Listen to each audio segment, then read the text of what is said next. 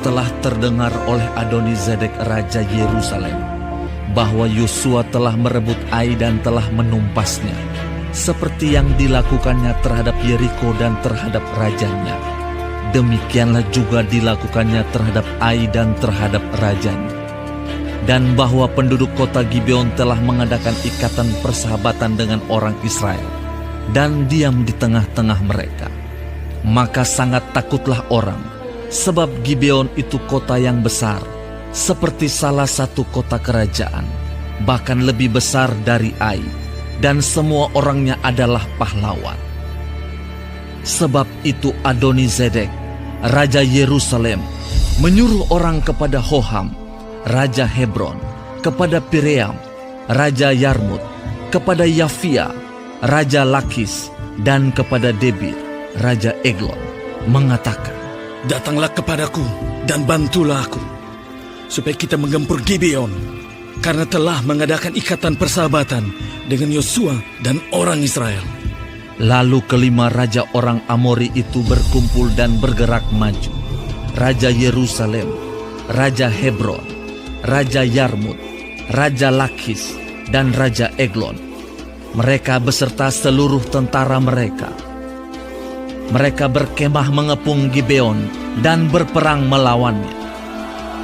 Lalu orang-orang Gibeon itu menyuruh orang kepada Yosua ke tempat perkemahan di Gilgal, mengatakan, "Jangan menarik tanganmu daripada hamba-hambamu ini.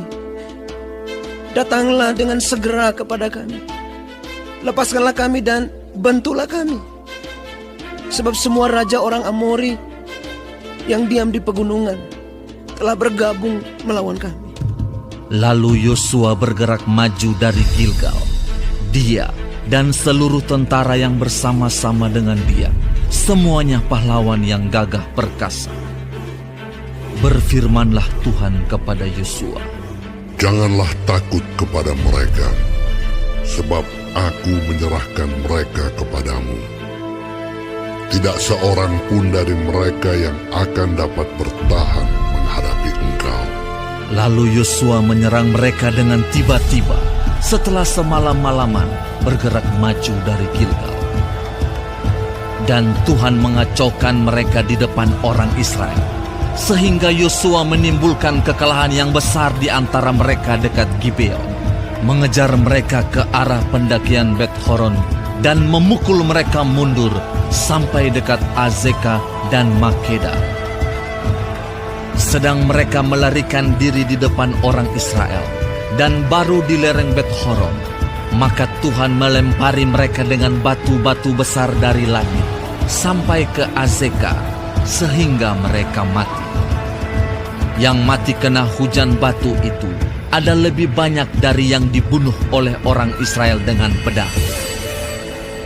Lalu Yosua berbicara kepada Tuhan pada hari Tuhan menyerahkan orang Amori itu kepada orang Israel. Ia berkata di hadapan orang Israel, "Matahari, berhentilah di atas Gibeon, dan engkau bulan di atas lembah Ayalon." Maka berhentilah matahari, dan bulan pun tidak bergerak, sampai bangsa itu membalaskan dendamnya kepada musuhnya. Bukankah hal itu telah tertulis dalam kitab orang jujur?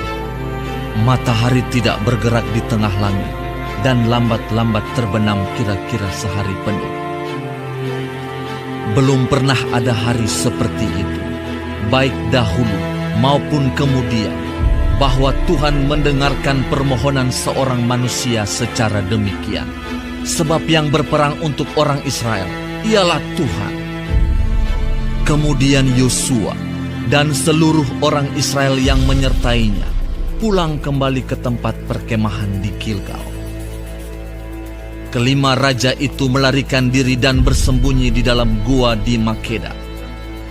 Kepada Yosua dikabarkan demikian, Kelima raja itu telah ditemukan bersembunyi di dalam gua di Makeda.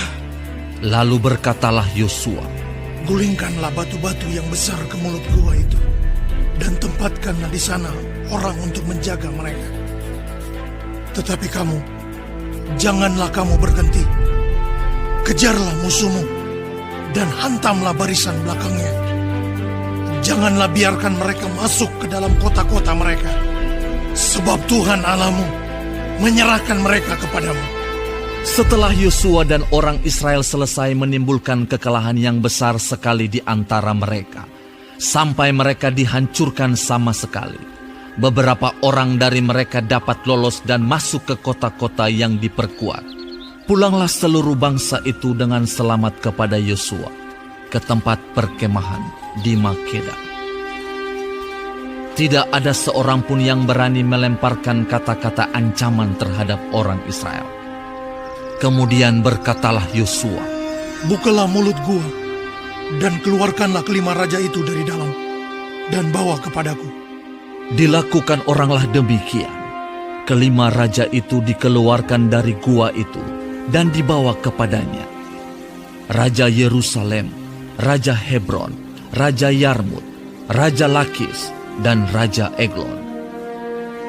Setelah raja-raja itu dikeluarkan dan dibawa kepada Yosua, maka Yosua pun memanggil semua orang Israel berkumpul dan berkata kepada para panglima tentara yang ikut berperang bersama-sama dengan dia, Marilah dekat, taruhlah kakimu ke atas tengkuk raja-raja ini. Maka datanglah mereka dekat dan menaruh kakinya ke atas tengkuk raja-raja itu. Lalu berkatalah Yosua kepada mereka, Janganlah takut dan janganlah tawar hati. Kuatkan dan teguhkanlah hatimu. Sebab secara itulah akan dilakukan Tuhan kepada semua musuhmu yang kamu perangi. Sesudah itu, Yosua membunuh raja-raja itu dan menggantung mereka pada 5 tiang. Dan mereka tinggal tergantung pada tiang-tiang itu sampai matahari terbenam. Tetapi menjelang matahari terbenam, atas perintah Yosua, mayat mereka diturunkan dari tiang-tiang itu dan dilemparkan ke dalam gua, tempat mereka bersembunyi. Lalu mulut gua itu ditutupi orang dengan batu-batu besar yang masih ada sampai sekarang. Pada hari itu, Yosua merebut Makeda, dan kota itu dipukulnya dengan mata pedang, juga rajanya. Kota itu dan semua makhluk yang ada di dalamnya ditumpasnya. Tidak ada seorang pun yang dibiarkannya lolos. Dan Raja Makeda diperlakukannya seperti telah diperlakukannya Raja Yeriko. Kemudian Yosua dengan seluruh Israel berjalan terus dari Makeda ke Libna, lalu memerangi Libna. Dan Tuhan menyerahkan kota itu juga kepada orang Israel beserta rajanya. Yosua memukul kota itu dan semua makhluk yang ada di dalamnya dengan mata pedang. Tidak ada seorang pun di dalamnya yang dibiarkannya lolos, dan rajanya itu diperlakukannya seperti telah diperlakukannya Raja Yeriko. Kemudian Yosua dengan seluruh Israel berjalan terus dari Libna ke Lakis, lalu berkemah mengepung kota itu dan berperang melawannya. Dan Tuhan menyerahkan Lakis kepada orang Israel. Yosua merebut kota itu pada hari yang kedua. Kota itu dan semua makhluk yang ada di dalamnya dipukulnya dengan mata pedang, tepat seperti yang dilakukannya terhadap Libna. Lalu Horam, Raja Gezer, maju untuk membantu Lakis, tetapi Yosua menewaskan dia dan rakyatnya, sehingga tidak ada seorang pun padanya yang dibiarkannya lolos. Kemudian Yosua dengan seluruh Israel berjalan terus dari Lakis ke Eglon, lalu mereka berkemah mengepung kota itu dan berperang melawannya. Kota itu direbut mereka pada hari itu juga dan dipukul dengan mata pedang. Semua makhluk yang ada di dalamnya ditumpasnya pada hari itu, tepat seperti yang dilakukan terhadap Lakis. Kemudian Yosua dengan seluruh Israel bergerak maju dari Eglon ke Hebron, lalu berperang melawannya. Negeri itu direbut mereka dan dipukul dengan mata pedang, juga rajanya dan segala kotanya dan semua makhluk yang ada di dalamnya. Tidak seorang pun yang dibiarkannya lolos, tepat seperti yang dilakukannya terhadap Eglon. Kota itu dan semua makhluk yang ada di dalamnya ditumpasnya. Kemudian Yosua dengan seluruh Israel kembali ke Debir, lalu berperang melawannya. Negeri itu beserta rajanya dan segala kotanya direbutnya dan dipukul dengan mata pedang. Semua makhluk yang ada di dalamnya ditumpas mereka. Tidak seorang pun yang dibiarkannya lolos. Seperti yang dilakukannya terhadap Hebron, demikianlah dilakukan terhadap Debir beserta rajanya, sama seperti yang dilakukannya terhadap Libna beserta rajanya. Demikianlah Yosua mengalahkan seluruh negeri itu, pegunungan, tanah Negeb, daerah bukit dan lereng gunung, beserta semua raja mereka. Tidak seorang pun yang dibiarkannya lolos, tetapi ditumpasnya semua yang bernafas, seperti yang diperintahkan Tuhan, Allah Israel. Yosua menewaskan mereka dari Kades Barnea sampai Gaza, juga seluruh tanah Goshen sampai Gibeon. Semua raja ini dan negeri mereka telah dikalahkan Yosua sekaligus, sebab yang berperang untuk orang Israel ialah Tuhan Allah Israel.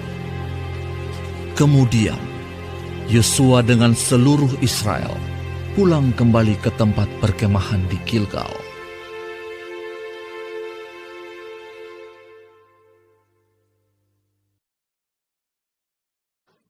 Shalom semua jemaat Tuhan, kembali kita di dalam pendalaman Alkitab Clearside. Sekarang kita sudah memasuki kitab Yosua 10. Tuhan Yesus memberkati. Yang pertama kita melihat di dalam ayat 1-5, persekutuan 5 raja melawan Gibeon. Setelah orang Gibeon mengikat perjanjian dengan Israel, 5 raja orang Amori, Yerusalem, Hebron, Yarmut, Lakis, dan Eglon bersekutu untuk menyerang Gibeon. Pesan yang bisa kita ambil di sini adalah, kadang orang yang memilih ikut pada Tuhan akan diserang lebih keras oleh musuh, tetapi perlindungan Tuhan nyata. Yang kedua, di dalam ayat 6-11, pertolongan Israel kepada Gibeon. Gibeon meminta bantuan kepada Yosua. Tuhan menguatkan Yosua dengan janji, "Jangan takut, sebab aku telah menyerahkan mereka ke dalam tanganmu." Israel menyerang secara mendadak dan Tuhan sendiri melemparkan hujan batu besar atas musuh. Lebih banyak yang mati karena hujan batu daripada karena pedang Israel. Pesannya yang bisa kita ambil adalah, pertempuran umat Tuhan selalu ditopang oleh kuasa Tuhan. Ia berperang bagi umatnya. Yang ketiga, di dalam ayat 12-15, matahari dan bulan berhenti. Dalam peperangan itu, Yosua berdoa agar matahari dan bulan berhenti supaya umat punya waktu lebih lama untuk mengalahkan musuh. Tuhan mendengar doa itu dan matahari pun berhenti. Suatu mujizat besar yang belum pernah terjadi sebelumnya. Pesannya yang bisa kita ambil adalah, kuasa doa orang yang percaya sungguh dahsyat.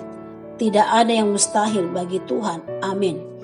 Yang keempat, di dalam ayat 16-27, 5 raja dibunuh. 5 raja yang melarikan diri tertangkap, kemudian dibunuh sebagai tanda kemenangan total Israel. Pesannya adalah, Tuhan menggenapi janjinya bahwa musuh-musuh akan dikalahkan di bawah kaki umatnya. Yang kelima, di dalam ayat 28-43, penaklukan selatan Kanaan. Setelah itu, Israel melanjutkan penaklukan terhadap kota-kota lain di bagian selatan Kanaan. Semuanya dikalahkan karena Tuhan berperang untuk Israel. Pesan yang bisa kita ambil adalah setiap kemenangan adalah rangkaian dari penyertaan Tuhan, bukan semata kekuatan manusia. Maknanya bagi kita adalah Tuhan adalah Allah yang setia, membela umatnya ketika mereka setia kepadanya. Doa yang lahir dari iman dan keberanian dapat mendatangkan mujizat besar. Tuhan menggenapi janjinya bahwa semua musuh akan ditaklukkan. Sebagai kata penguatan kepada kita dari kitab Yosua 10 mengajarkan bahwa dalam pertempuran hidup Tuhan berperang bagi kita. Jangan takut pada musuh yang besar, sebab Tuhan sanggup melakukan hal yang mustahil, bahkan menghentikan matahari jika perlu, demi umat yang bersandar kepadanya. Kemenangan sejati bukan soal kekuatan kita, melainkan karena Tuhan yang berperang di pihak kita. Amin. Tuhan Yesus memberkati.